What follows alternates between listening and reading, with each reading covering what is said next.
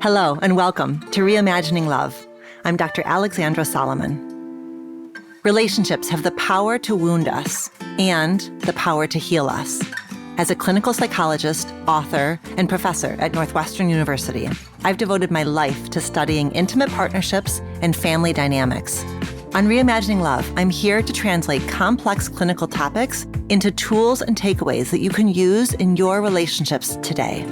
If you're ready to develop relational self-awareness and create vibrant and loving relationships with the people who matter most to you, you've come to the right place. I'm so glad that you're here.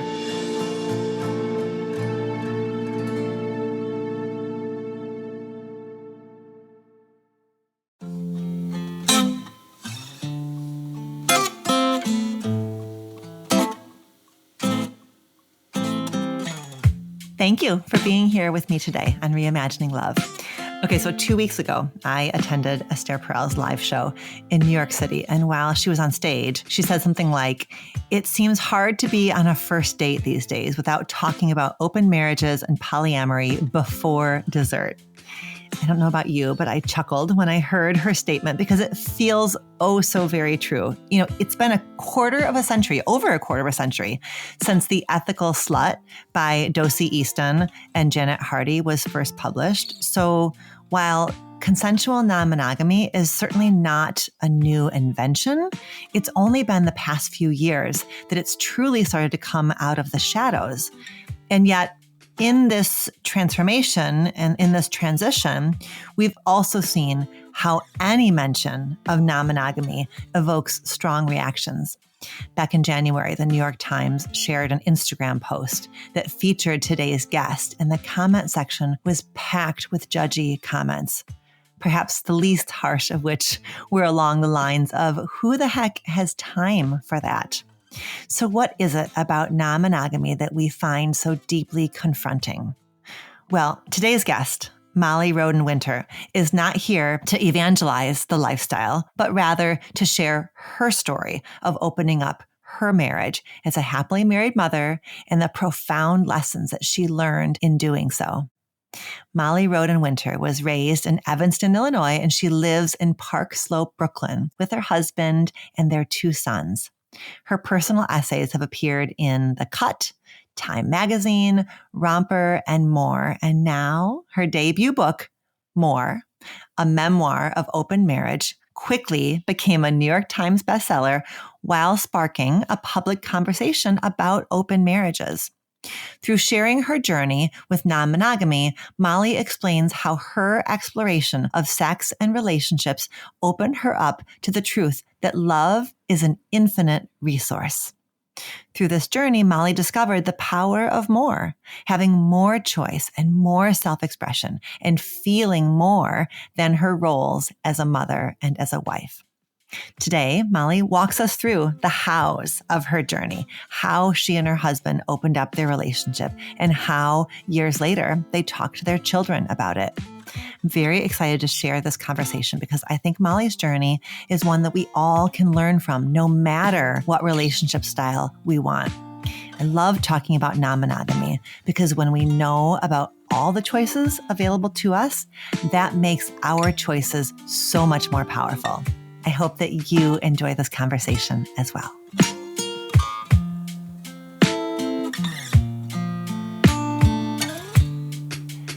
Molly, thank you so much for taking the time to be with me today. Thanks for having me. So we're going to start with the Reimagining Love question. But before I even get to that, I want to back up even further and just invite you to speak a little bit to the folks who are listening to this conversation, because you and I are about to have what I hope and imagine is going to be a pretty expansive conversation about sexuality and marriage and self-discovery and your journey to opening up your marriage, which is the topic of your really incredible and New York Times bestselling book, More. So I was wondering if you would maybe start with just like an invitation to the listener, like especially if these ideas and experiences feel new or challenging or particularly confronting to a listener's belief systems and experiences and sort of paradigm for intimate partnership, what guidance might you offer them in terms of like just how to listen to this conversation, how to show up here with you and with me? Sure. Well, I think the first thing I'd like to say is that I am not proselytizing here. I'm also not even necessarily recommending open relationships to anyone. I think it's a very personal decision. I kind of started my journey without thinking that it was going to become kind of the defining aspect of our marriage. It started very much for me as an experiment, one that kind of shocked me that I was interested in the first place. So I would just say the thing that I hope, and the reason I wrote the book, wasn't so much about trying to convince anybody that non-monogamy is a great idea. It was more about the fact that I had learned some really valuable things about myself and about my marriage and about just being a human being, pretty much, that I felt were applicable to everyone, whether or not you're monogamous, non-monogamous, or any other relationship structure on the spectrum. Yeah. Yeah. Wonderful. Okay. So that's it, right? That you are forcing nothing on anybody, but you're reporting from the trenches. I mean, which is really what your book is. It is a beautiful, thoughtful, personal report from the trenches about your experience, but you're not here to say that this is the only avenue for self-discovery. Of course not. And so you're inviting a kind of openness and curiosity. Absolutely. And actually, another thing that I've been thinking about recently is if somebody was considering getting married, right, they probably wouldn't just ask one person, what is marriage like? Right. And then just take their word for it and say, I guess I understand what monogamous marriages are like now. So I would say the same thing is true for my marriage, that this is one marriage. It is one non-monogamous marriage. And my hope is that my coming out of the shadows, kind of, because it has been a rather shadowy topic for quite a long time, my hope is that other people will feel comfortable offering their experiences and will start to get a sense of really the continuum that exists within non-monogamy as well as monogamy.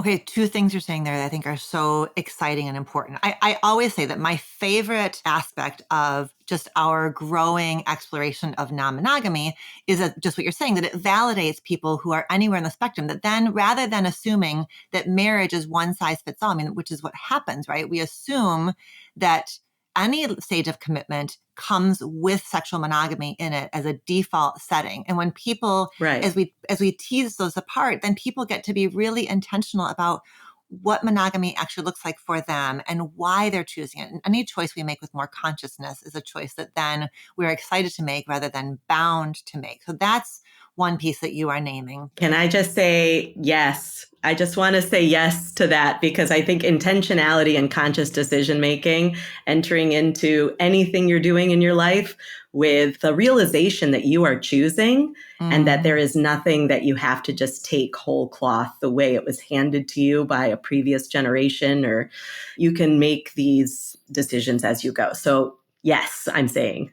And if a couple ends up monogamous, then they're like, we are monogamous because we chose this rather than because we swallowed whole something that was the good, right, normal, only way to be. Yeah, absolutely. But the other thing I think you're saying is that your journey really began with some shock and awe, that you, which we'll get into. And so what you're saying also is that by coming out of the shadows, you also are saying it doesn't have to be this way. Not that your way was, quote unquote, the wrong way, but your way really reflects how much non-monogamy has lived in the shadows, even though The Ethical Slut is not a new book. And even though communities have been exploring and developing language and frameworks for years, it's not something that was part of your awareness. And what you're saying is, this is my journey. I kind of fell into this, but you don't have to. Nobody has to. We could put this out there and not be scared by it, and then decide to choose it or not choose it. Exactly. And I think it's interesting too. It is still rather shadowy. I mean, I'm getting a lot of messages from people on my Instagram, for example, saying, even people who are non-monogamous who are saying, I read your book, but I took the cover off because I didn't want anyone to see. Or my editor at Doubleday was telling me that the Kindle sales are so much higher than the hardcover, and that's unusual. And I think it's because nobody wants to be caught reading this book as if it's, contagious. No, but it just, even showing interest in it can feel like a stigma. So my hope is that, because I think there's some really good conversations that can come out of this, even among monogamous, within a monogamous couple. I know from my friends who are monogamous that my story has gotten them into some really great conversations with their spouses. So my hope is that can spread beyond my friend group into a larger national conversation, international conversation. So we will get to the Reimagining Love question because I want to ask it to you. But now we're getting something I want to follow that and say, it is certainly the stigma, the sort of general stigma. But I imagine for somebody who's married, who's in a monogamous marriage, I can imagine that there's fear if that book is on my nightstand, is my spouse then thinking that I'm not the one, or that they're not satisfied, or that they aren't attracted to me. So I think that kind of self-consciousness may be about a fear that you are going to judge me for reading it, but it also may be a sense of protection. I feel protective of my spouse because I'm reading this book, but I don't want it to be a rejection of my spouse or a denigration of our marriage up to this point. So I wonder if there's something like a fear of hurting a spouse, even just by opening the pages of this book.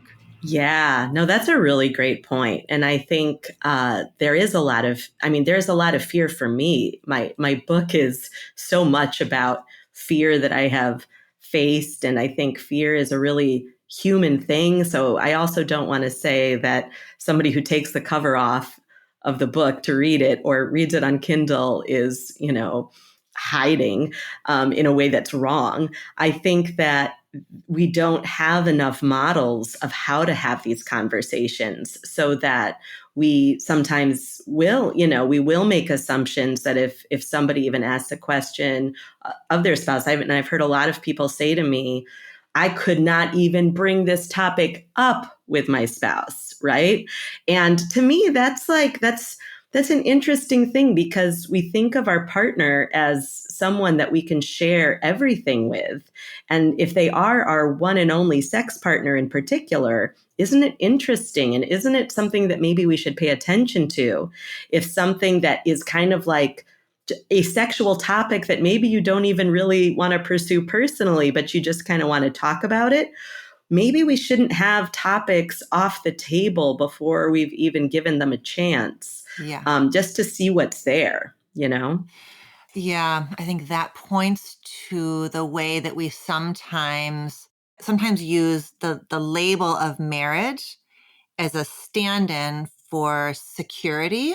It's like it becomes the only way we define security, safety, and chosenness. And what you're saying, I think, is what if we have like lots of avenues for feeling safe and secure and chosen that also are about, it's safe enough here in this space between the two of us to talk about hard things. Like that's a different kind of safety. I think historically, marriage has just really been the only metric for like, I'm safe and you're not leaving and I'm not leaving. But there's an invitation here, an opportunity here to have safety and security and commitment really have some like deeper roots, that this is safe enough to be able to tolerate a conversation that makes us both feel uncomfortable and that stretches us.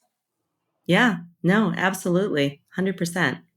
It's what your mom it's what your mom said to you at some point. Wait, I gotta pull this part because I loved it. You're one of the things that we will get to is your mom's history with having a relationship that was open, and she said when she looked at you and your husband, she was sure that you guys would be fine opening up yours. She said, because you and Stuart have the two magic ingredients. You talk to each other and you love each other. If you keep doing those two things, opening yourself up to new experiences can only make your marriage richer and stronger. The two ingredients were you talk to each other and you love each other. Absolutely. Yeah. And I think that is why I was more willing to take a kind of full leap into non-monogamy, because I had my mother who had also had an open marriage with my father, and they're still married for now 60 plus years. No, almost 60, almost 60. Wow. And, Wow. I didn't know about it as a kid. I found out when I was 28 after I was already married. But having my mother be able to say to me with confidence, right? Oh, honey, no, don't worry. This won't blow up your marriage as long as you blank, right? And so that's another important thing about having models. It's the same important thing, maybe, just to have a model in your life of someone who's been through it. It was hard, but all marriage is hard, right? And sometimes you get to choose the ways in which your marriage is hard, and sometimes you don't. Hard things are going to happen in the course of a lifetime. And I feel like our marriage is stronger because of it. Could it have been stronger through other means? Of course, of course. Time strengthens marriage as long as you keep talking to each other and keep giving each other, I think, freedom to move and grow. Beautiful. What does that look like for you today? So this is the question that I ask all of our guests. Okay. How are you reimagining love in one of your important relationships today? Yeah. So I would say non-monogamy is a huge reimagination of love.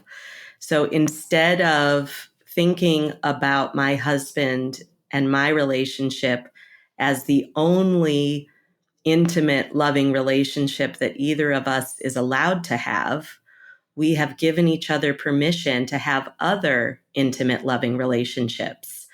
And so now I feel so blessed and grateful. I have more than one strong, committed, loving relationship in my life. And my husband also has more than one strong, loving, committed relationship in his life.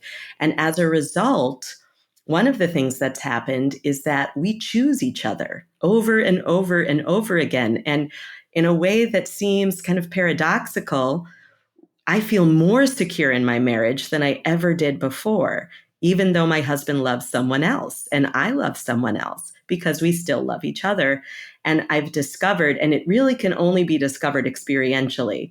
So I don't think that anyone should, take my word for it necessarily, but you can take examples from your own life. Anybody who loves more than one friend has had this experience, right? Sometimes, I taught middle school for years, and sometimes this was a hard thing among best friends in sixth grade. You can think back to the time when your best friend went away to camp and made another best friend, how that feels and how hard it is. But you can grow through it and you can work through it. Or sometimes, siblings, you can think of it that way too. When suddenly there's a new baby in the house and your mom loves someone else as much as she loves you, how does that feel? Not great at first, right? For a lot of kids. So I think we have these models in our lives, and they're hard, and we know they're hard. We've just never tried to apply them to marriage. And I'm not saying everyone has to, just like I don't think everyone has to have 2 kids. Right. It's a big time commitment for one, right? To have more than one child. And I think it's just a helpful way, though, to frame it, to think about the possibility of the expansion of romantic love to more than one partner. So that's my new paradigm for loving, is that it's not a scarce resource, and I can love more than one person, and I can let my husband love more than one person, and it won't take away any love from each other. In fact, it kind of makes our life more full of love.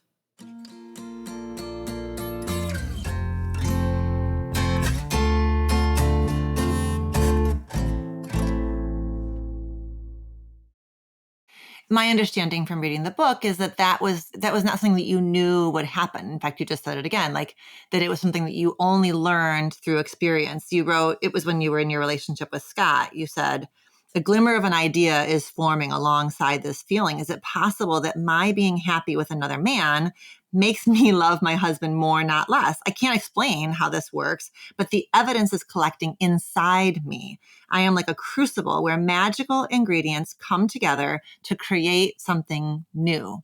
that wasn't what you had gone seeking. One of the insights you learned along the way was that capacity for love as an infinite resource. But that I feel like what you're saying here too is it's like it was teaching you something about you. Like you were finding in that experience of love, you were finding yourself. Yeah. I mean, the freedom that my husband gave me to pursue other relationships did teach me things about myself. And I think because he gave me that freedom, it did make me love him more. It also made me realize that he is the only one of him, right? I might be able to love somebody else, but it's not Stuart. Stuart is a one and only. And it's funny, at one point, my husband told me, I'm not going to date people who are just like you. He's like, I have you. You are the best you. Right? I don't want someone who is a Molly clone or, a knockoff, right? Mm-hmm. So his current girlfriend, who he's been dating for 8 years, is different from me in a lot of ways. I've met her, we got along, but we're different, right? And I think that's great. And my current boyfriend, who I've been seeing for 3 years, is different than my husband. Also has some strong similarities, but there's some key ways in which they're different. And that's part of the joy of it. So I never have to feel replaced. But again, these are some hard-earned truths that I did not come to easily. And the book is really telling the story of the 10 years it took to get to that place. And I also sometimes talk about open marriage like it's an Ironman, right? Not everybody wants to run an Ironman. It takes a lot of work, a lot of blood, sweat, and tears. Can you get in shape another way? Sure. Will you get that runner's high differently? Very likely. But this is how I learned what I needed to learn about myself and in my marriage. And I'm very happy with my choices. But again, it was hard. And I don't want to pretend like this just like happened and now we're all, lovey-dovey with each other, because it was really hard for a while. Yes. And it was iterative, right? Like it wasn't like you and Stuart sat down and made this entire map of, okay, here's the journey we're going to go on for the next 10 years. It was a lot of fumbling and like gathering data. And okay, so if I felt that in that context, what does that mean? And how do we pivot or add a layer or refine as we go? Yeah, I mean, that sounds a lot cleaner than it actually was. It was really messy. But like, in fact, at the beginning, I thought I was creating not a map, but more like setting up guardrails. We had a lot of rules at the beginning. And, just now having told you what my reimagination of love looks like, if you had told me this was going to be the case, I would have scoffed, because at the very beginning, our chief rule was no falling in love. That was the main thing. That was what all my other rules were designed to keep that from happening, because that was terrifying to me. So the idea that I would fall in love with someone else or that my husband would fall in love with someone else was very frightening. And I came up, let's be honest, with most of the rules. Things like no playing chess with anybody but me, because that's our thing, or no sleepovers, no dating the same person twice in 1 week. I had a lot of them, right? And so it was all designed to keep love at bay. I thought it was just going to be about sex. I thought I was going to have kind of an adventure, that I needed some escape, that I was sowing some wild oats that I never sowed as a teenager because I was a very goody-goody. So I was trying really hard to protect our marriage from the effects of loving someone else, because I thought that was the thing to be feared above all other things. And it turned out that was not the thing to fear, but it wasn't easy. It was not easy at all, because love invites heartbreak. There was jealousy. There was a lot of insecurity. There was just a lot of things that people want to avoid at all costs. And it was through those hard things, though, and that's the thing about pain, that we try to avoid it, but it's actually the way we tend to learn. So if you just have an easy coasting kind of life, you don't learn quite as much as if you go through some things, in my experience.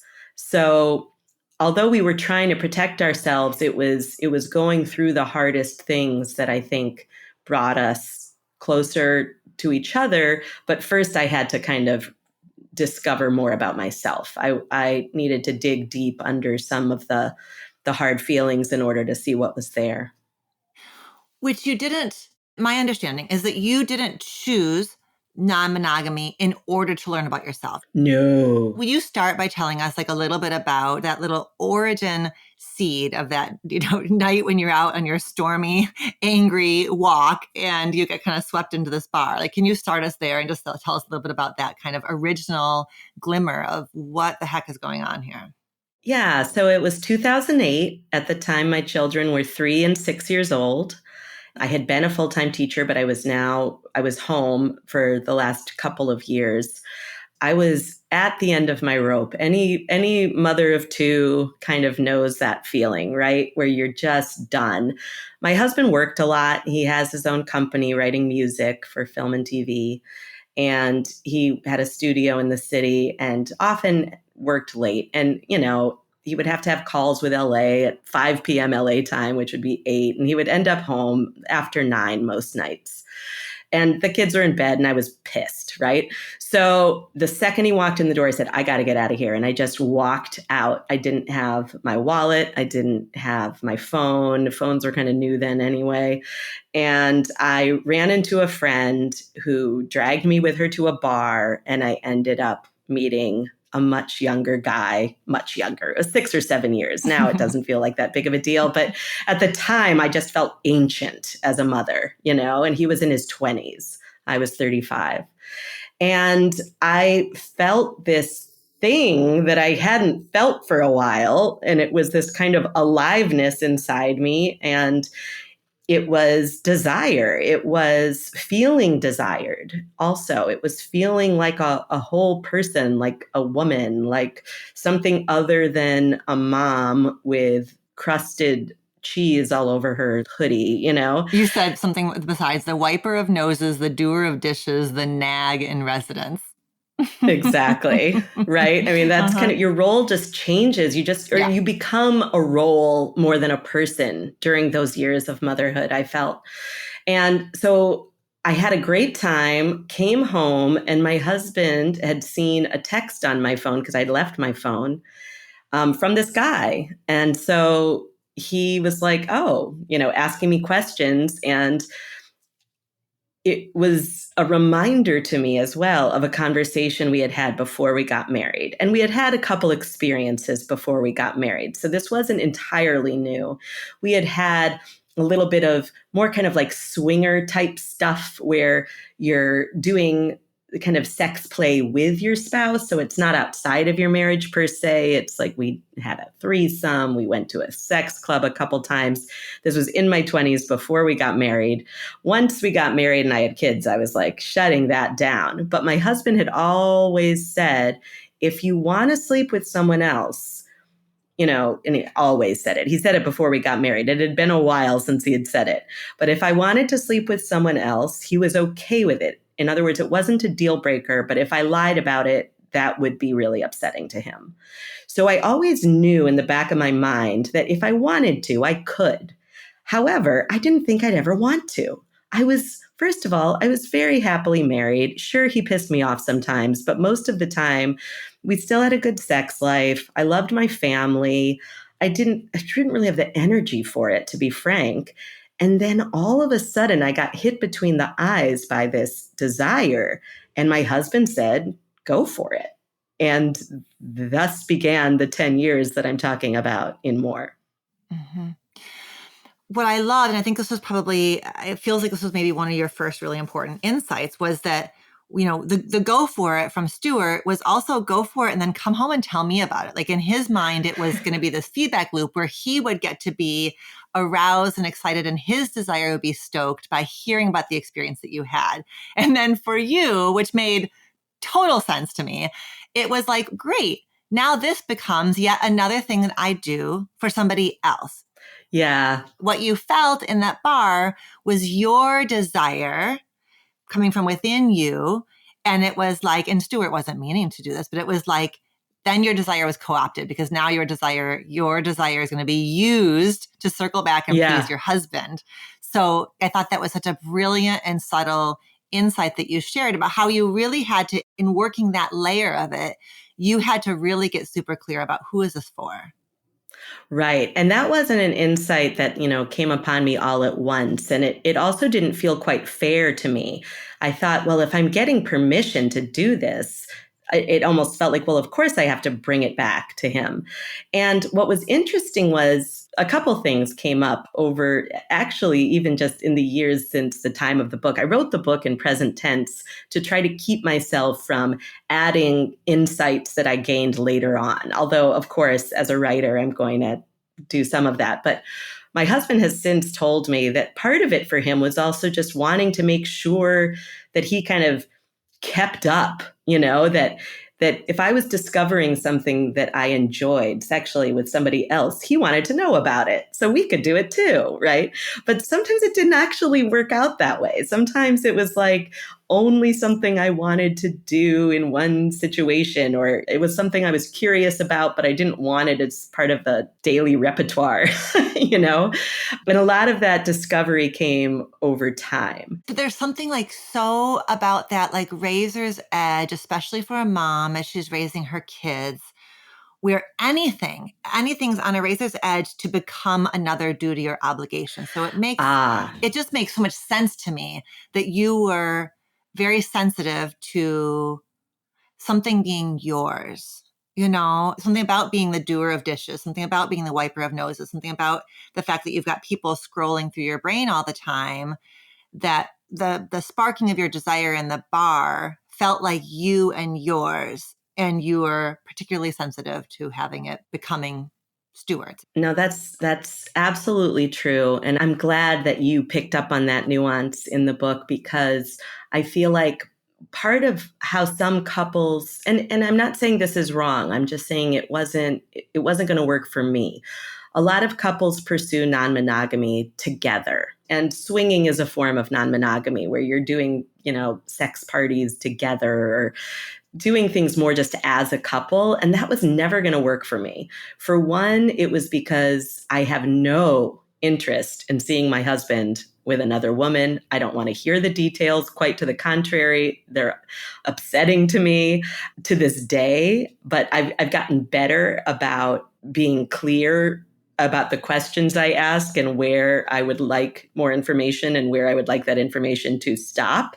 But I also absolutely felt like the thing that was most titillating for me in some way was the freedom, the idea that I'm a person. I am a whole person who gets to make my own choices and decisions, and I'm not answering to anybody right now.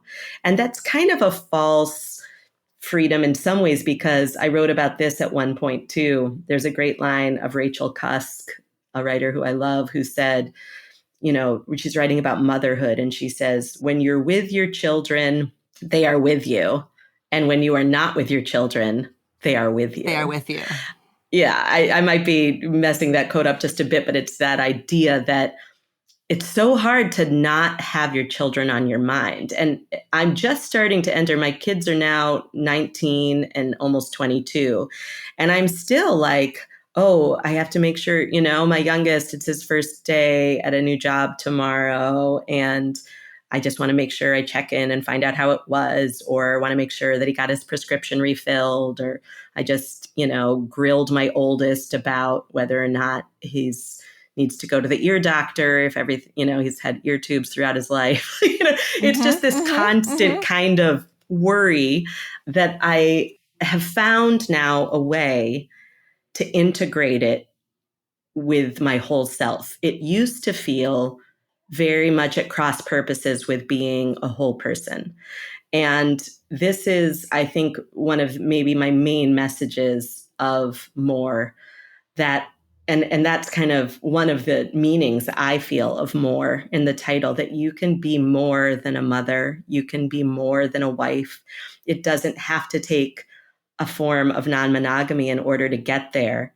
But for me, I had to find ways to explore my own self outside of the role of wife and the role of mother.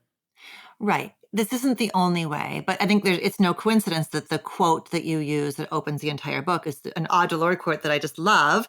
The erotic is the nurturer of all our deepest knowledge.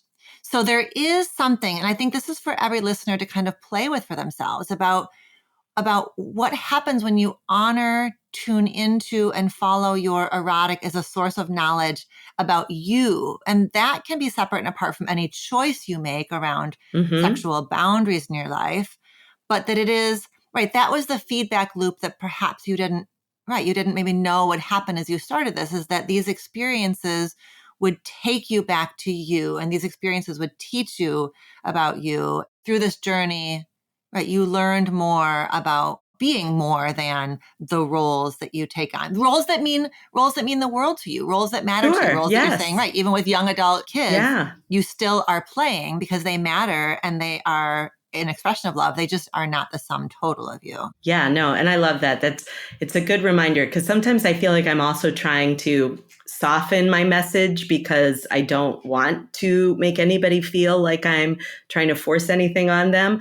But it is true that sex and sexuality is one of those aspects of our deepest selves that it doesn't actually serve anyone to repress, in my opinion.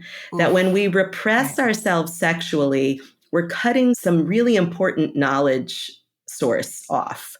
And it's part of us.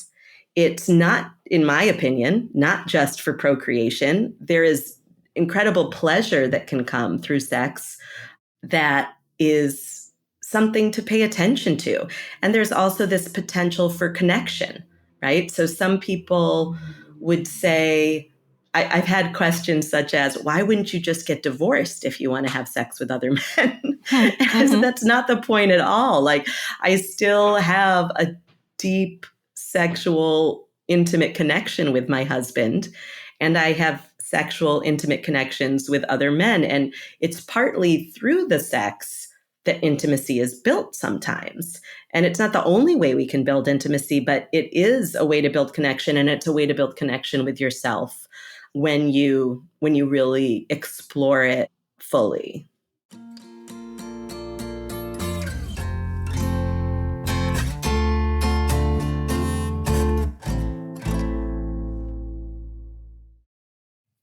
I think part of the reason that I think there are many reasons why your book became a New York Times bestseller. It is so well written. It reads like fiction. So you're just like, okay, what's Molly doing next? And what's she going to take from it? You know, we have lots of windows into your relationship with this therapist who was like such an ally and support and witness to your journey. So there's just, you take us through a beautiful experience. But I think it's also something about how you come in as a cis straight woman in a cis straight marriage who's a mother. So I think there's something that is particularly intriguing about that. So I would love to talk a little bit about your relationship with your sons and read to you. You know, this is how you open the book, is with Daniel, one of your sons, being like, are you and dad in an open marriage? And when he asks you that question, you write, my brain floods with the myriad ways in which awareness of his mother's sexuality might damage a boy forever. And then I exhale. There comes a time when what you feared simply happens. I have dreaded this moment for 7 years or maybe longer. Maybe I've dreaded it ever since Daniel was born. And I realized that my child would one day grow up and see me with a critical eye, who would know who I really am. But such a thing never happens in just a day. Falling from grace can take a while. Yeah. So tell us what happened when the moment you feared simply happened, and how the conversations have developed over time with your sons. Yeah. I mean, the fear really arose in many ways just from shame. I felt ashamed of my sexuality, and I felt ashamed that my son knew that I was a sexual person. I have a funny story from when, that scene happened when he was 13, when he was about 7 and he found out about how babies were made. He looked at me and he said, Mom, you did that? And then he added, twice. Oh. And so I was like, and at that time I was like, yep, I did it twice, because I did not want to go any further than that. But there is this thing about, oh my God, my son knows I had sex, right? Of course I had sex. I am a mother. Right. However, there is something about breaking that kind of barrier. And I don't mean in terms of taking away all boundaries. New York Magazine recently had a whole issue about polyamory, and I wrote the piece about talking to your kids about it, because not that many people have the experience that I've had of my kids now being adults and my having to have, kind of navigated this from the time they were a young age. But I think there is a way to talk to your kids about sex that keeps the boundaries intact, right? They don't need to know everything I'm doing. They shouldn't, right? And they also, it's kind of the same way as when you are in a monogamous marriage, you don't necessarily announce to your kids, hey guys, we're going to go upstairs and have sex, so make sure you turn up the TV. You could, but everybody would be very uncomfortable with that, right? So I feel like there is a space for privacy, and we did use the word private. I eventually got better at talking with them, and we would talk about things that were private. But I learned to deal with my own shame around it so that I don't have shame anymore. And that allows them to not feel shame about themselves or their own sexuality or things that they do in life that are maybe things that other mothers would freak out about, right? I feel very lucky that they both do talk to me, one more than the other, but that's okay. That's They're always different happens. kids. It's always the way, right? The one I have to dig Mhm. for information, and the other one tells me every thought he's ever had. I have that too. Yeah, isn't it funny? Uh-huh. My sister does too with her two sons. So I do, though, feel like they know that I'm not going to be shocked by things that they want to talk about. They know that I am a safe, sane, stable person in their lives. I have kept, the people that I date outside of our marriage to the sidelines until very recently. My oldest, who's almost 22, met my current boyfriend at my birthday party, and that felt appropriate. I asked him in advance if that would be okay, and he said yes. And then he surprised me by inviting his girlfriend, who I had never met, and then I met her too. So that was lovely. Aww. And my husband was there, and he knew that everything was kosher, everything was fine. But I wasn't interested in doing that with them when they were 13 or 14. Now, there are other people who have more kind of united polyamorous lifestyles where there might be more than two parents involved, or people are living together. And there's so many different ways that it can look. And I think as long as you're keeping, love and what your kids need in terms of stability in place as best you can. We also know that divorce can be destabilizing for kids. There are a lot of things that can be destabilizing for kids. We can't always have the kind of cookie cutter life that gets promoted as the only way to keep our kids safe and sane. I think the important thing is to talk with them through it and to let them know you love them, and to let them know through time. And that's really what it takes. Over time, my kids saw that our marriage was strong, that neither of us were going anywhere. They see us still being affectionate with each other. They know we tell each other the truth, and it's taken away a lot of the anxiety around it. But there was some anxiety for both of them for some time.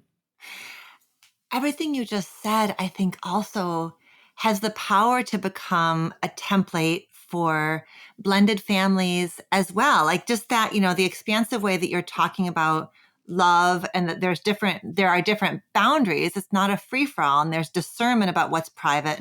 But there's something about like that, again, the idea of more being something I think would really serve.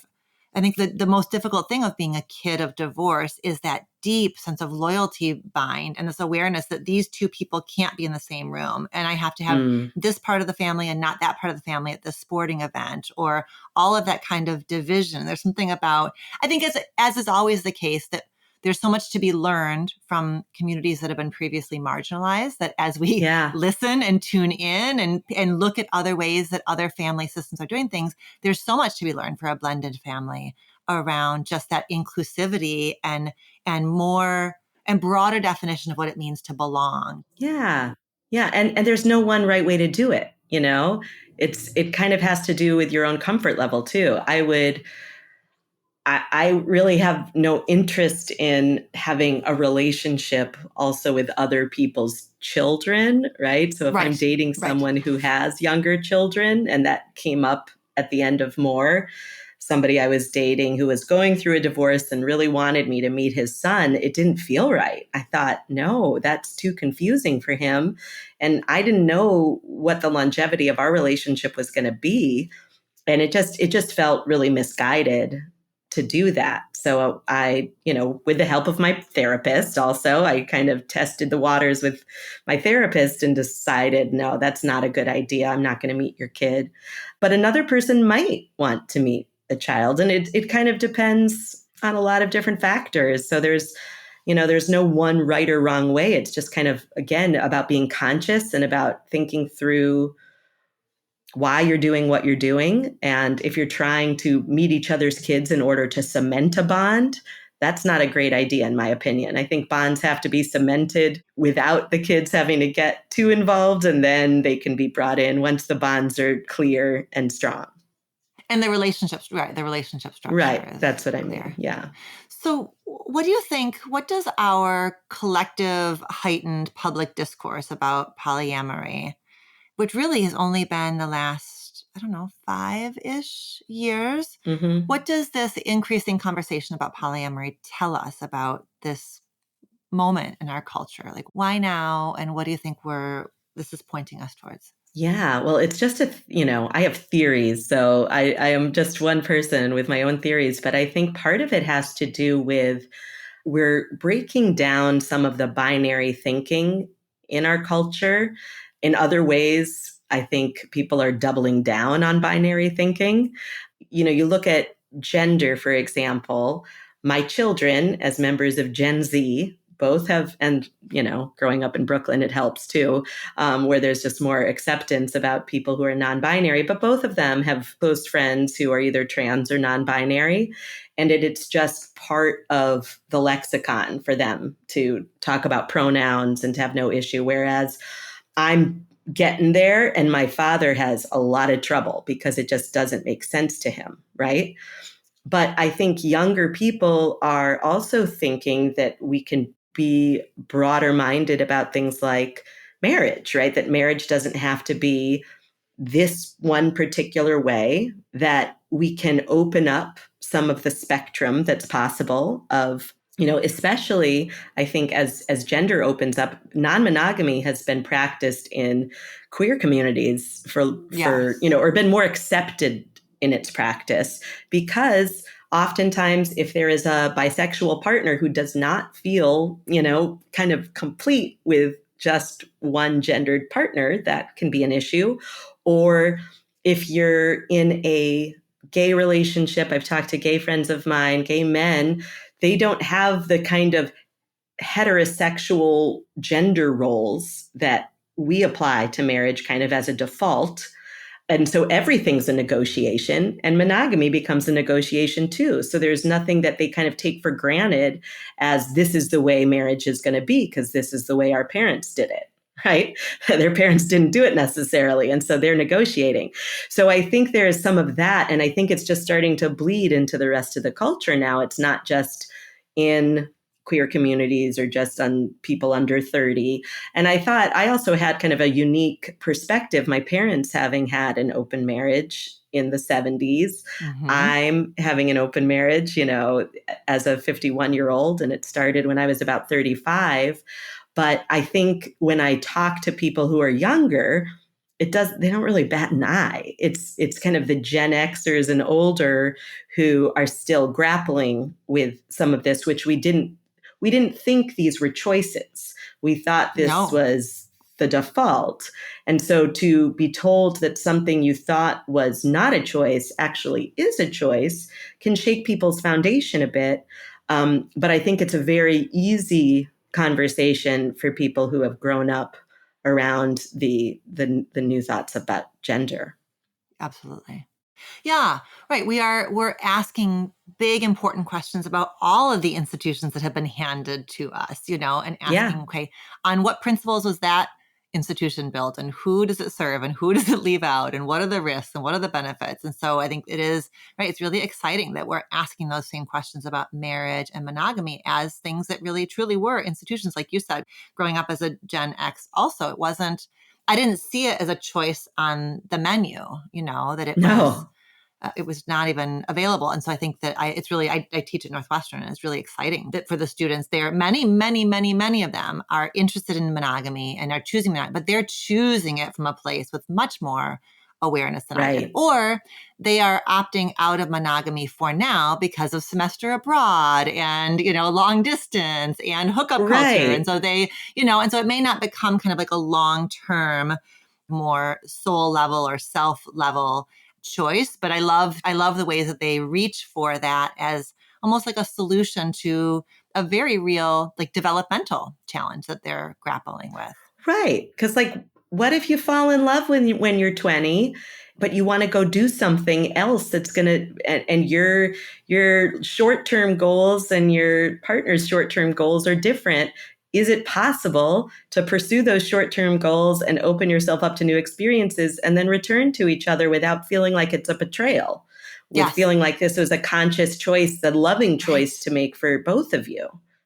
Yes, it's possible. Absolutely. Right. Right. Because previously the definition had been if you do that, it is wrong and you have to heal from it. Yeah, Whereas if it's chosen, like this makes sense for us and we have enough faith in each other and we have enough kind of like depth of connection that will actually, it's still an act of a leap of faith, but we trust that we can maybe come back around after these experiences and reconnect with each other and that the connection will be potentially even deeper or built on something even more sturdy. right, exactly. And if you don't let yourself do those things, then what are you thwarting, right? What is the opportunity cost there? And it's not just about the other relationships you can have. It's about giving each other, as I said, just freedom to become your fullest, most Mm. fulfilled self. Mm-hmm. Mm-hmm. I'm really glad that you shared as much as you did about your therapy journey. And it feels like the arrow went in both directions, that your experiences in non monogamy helped you more deeply understand the parts of you that needed tending and healing. And Hmm. that as you tended and healed to those parts of you, you were able to be more mindful, intentional, relationally self-aware, as I would say it, in your non-monogamy choices. Is that fair to say? Yeah, no, that's a great way of putting it. So, therapy was a crucial piece of this journey for me. And it's interesting, there's an early scene. I go to the therapist once, and then he's really trying to get me to think about what will this mean for you, right? This is when I've met the younger guy and I'm thinking about sleeping with him, and he's asking, what will this mean for you? And I don't want to think about it. So Mm-mm. I cancel therapy, right? So Classic I know move. I know how to fix this problem. I'll just stop going to therapy. And then I eventually went back. But I was afraid of being talked out of something that I wanted to do, and I didn't want to look at it too deeply. So I think part of me knew there's something here, right? There's something underneath this that you don't want to look at. But it was still there a year later. I can't remember how long my hiatus from therapy was, but yeah, and therapy became a very important tool for me in terms of understanding why I was doing what I was doing. And and he wasn't trying to stop me or encourage me, which I think is the mark of a good therapist. He just wanted me to think about how to frame it to myself and how to better understand why I had this impulse in the first place, where it was all coming from. And it was all so helpful. Oh, yeah. I just am really grateful for this conversation. I think that you have written something that is important and challenging, and it just was such an engaging read. And it was fun to read knowing I was going to get to meet you. But I think even for readers who won't get to meet you and kind of, just bear witness to your story face to face in this way, it is such a wonderful thought-provoking book. So thank you so much for creating it and sharing yourself with us in this way. Thank you so much. You had such wonderful, thoughtful questions too. I feel like I learned some new things about the book as I was talking to you. So thank you. Oh, that's great. Okay, so we know that the book is available wherever books are sold. In the show notes, people will be able to find more, a memoir about open marriage, but we're going to send people to bookshop.org because that supports the indie booksellers. Great. Yes, I'm a big believer in independent bookstores, so I like that. And then what else? How else can people get in touch with you and get to know your work more deeply?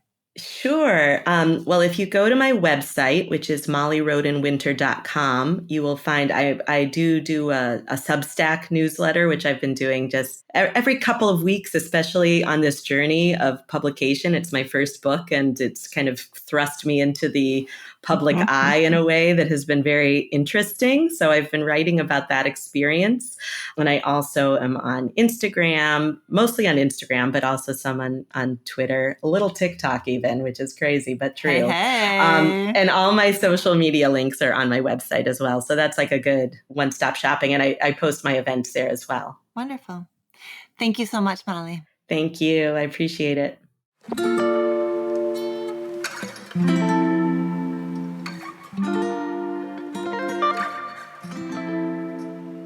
Thank you, Molly, for joining me here on Reimagining Love.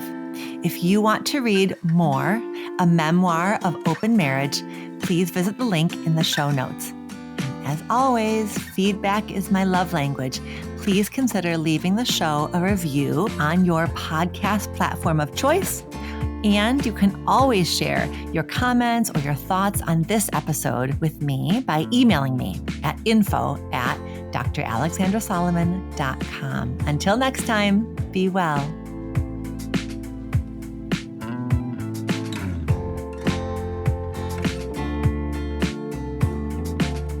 Reimagining Love is produced and edited by Emily Reeves.